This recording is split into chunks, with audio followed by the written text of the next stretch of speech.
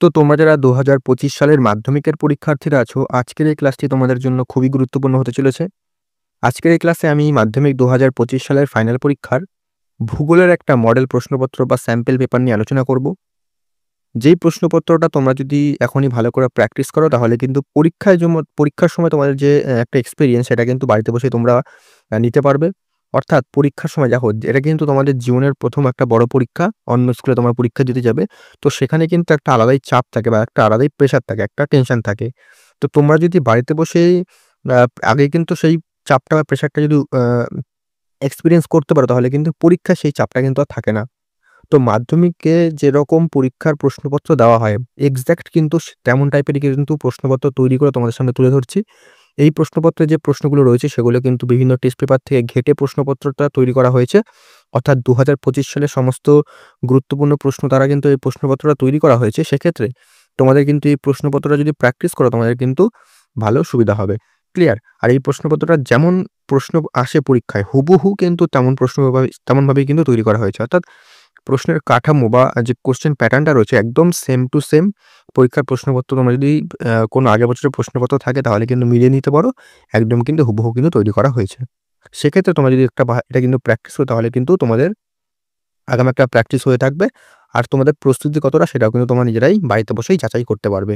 Clear? তো এর আগে কিন্তু ইতিহাসের মডেল প্রশ্নপত্রটা দিয়েছি। তো অনেকে কিন্তু সেটাকে নিয়ে প্র্যাকটিস করেছে এবং ভালোও বলেছে। সেক্ষেত্রে তোমরা কিন্তু যারা ইতিহাসের মডেল প্রশ্নপত্রটা দেখোনি এখনো সেই ক্লাসটা করোনি সেটা কিন্তু দেখে আসো।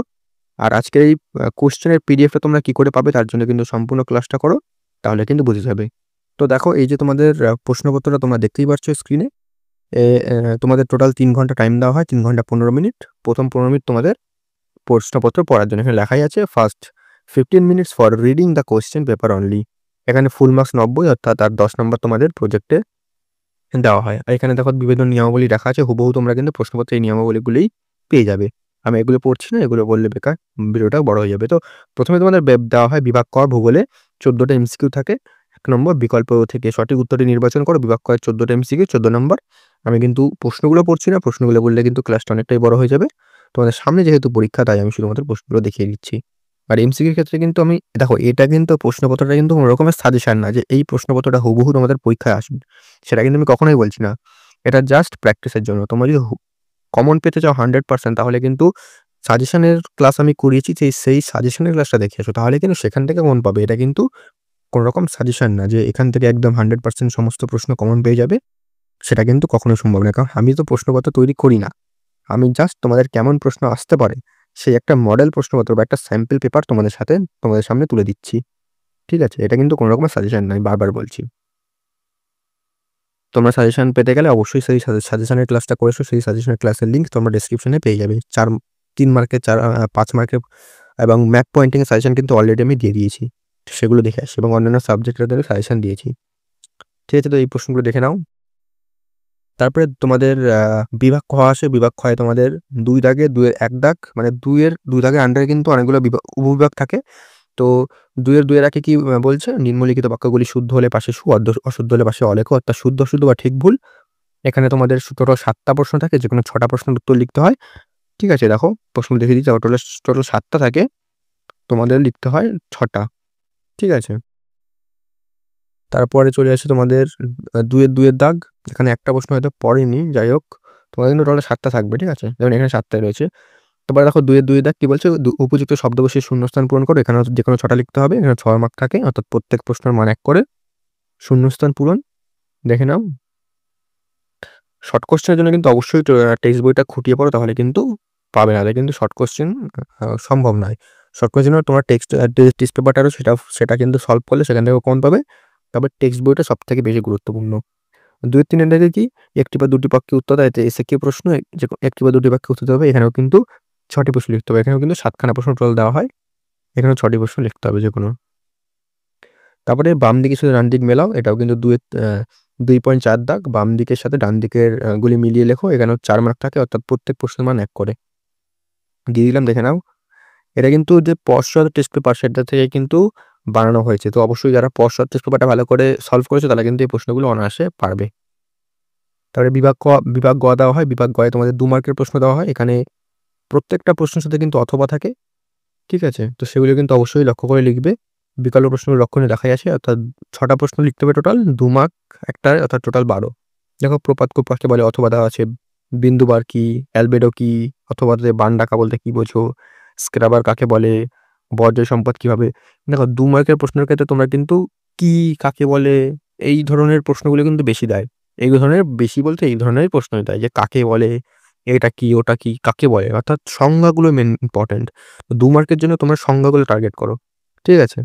২ মার্কের সাজেশন খুবই তাড়াতাড়ি আসবে। তো অবশ্যই কিন্তু চ্যানেলটাকে ফলো করো। দেখে নাও প্রশ্নগুলো তখন দেখিয়ে দিচ্ছি জাস্ট। বিভাগ গ, বিভাগ গয়ে সংক্ষিপ্ত ব্যাখ্যামূলক অর্থাৎ ৩ মার্কের প্রশ্ন আসে। ৪ টে প্রশ্ন লিখতে হবে, ৩ ৪ ১২। এখানেও প্রত্যেকটা প্রশ্নের সাথে কিন্তু অথবা থাকে।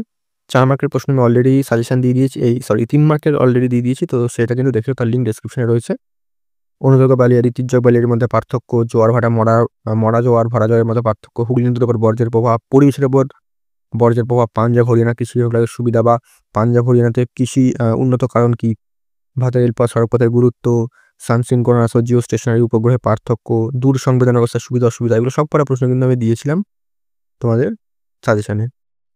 বিভাগ উময়, এখানে তোমাদের ৫ দাগে ৫ এর ২ টো বিভাগ আছে। এখানে তোমাদের কিন্তু দুটো করে প্রশ্ন লিখতে হবে। ঠিক আছে?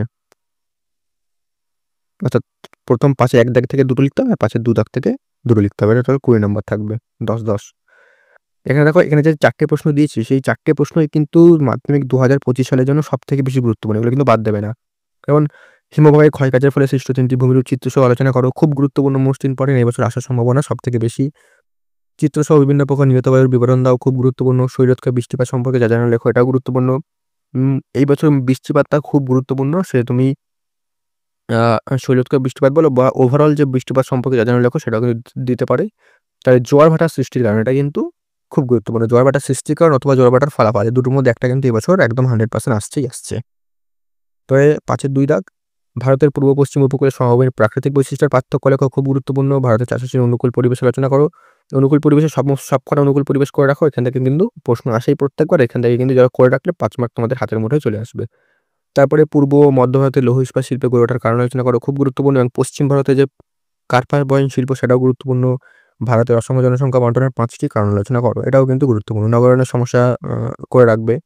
আমি সাজেশনটা বলছি, আমি জাস্ট প্রশ্নপত্র যেটা দেওয়া সেটা বলছি। সাজেশন তোমরা যদি পেতে চাও তাহলে কিন্তু অবশ্যই ডেসক্রিপশনে লিঙ্ক দেওয়া থাকবে, সেটা কিন্তু সাজেশনের ক্লাসটা করে আসো।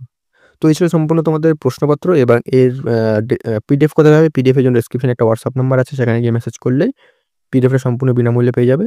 আর এই প্রশ্নপত্রটা কিন্তু তোমরা এখনই ভালো করে প্র্যাকটিস করো, তাহলে কিন্তু পরীক্ষায় কিরকম প্রশ্ন হয় বা কিরকম ধাঁচের প্রশ্ন হয়, সেটা কিন্তু বাড়িতে বসেই তোমরা এক্সপেরিয়েন্স করতে পারবে। ক্লিয়ার? আর তোমাদের মাধ্যমিক ২০২৫ এর অন্যান্য সাজেশনগুলো আমি দিয়ে দিয়েছি অলরেডি। বাংলা সম্পূর্ণ সাজেশন দিয়েছি। তো সেই সাজেশনগুলো দেখে এসো, তার লিঙ্ক ডেসক্রিপশনে পেয়ে যাবে। ইতিহাসের প্রশ্নপত্রটা নিয়ে প্র্যাকটিস করো। আর অন্যান্য সাবজেক্টেরও কিন্তু প্রশ্নপত্র একে, একে আমি দিয়ে দেবো।